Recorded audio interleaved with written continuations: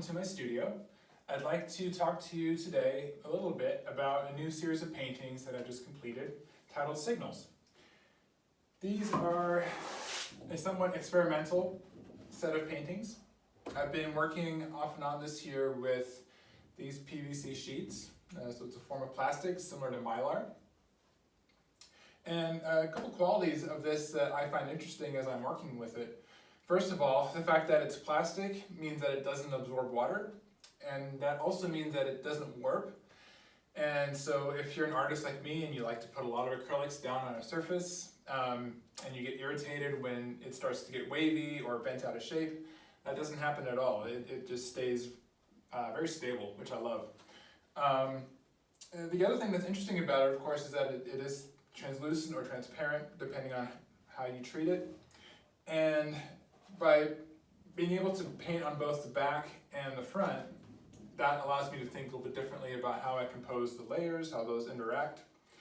Then also I find that as I start each of these, I pay a lot more attention to the edges because I can see through it.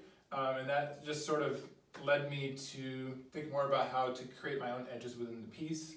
And then that led to some experimentation with different shapes, and then letting the textures and brush strokes interact with those shapes a little bit differently. So, those are some of the artistic experiments that I'm making with these paintings.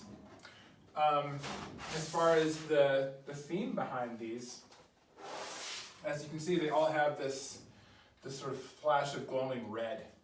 And that's a color I've been wanting to use. I just couldn't quite find the right place to use it until this series.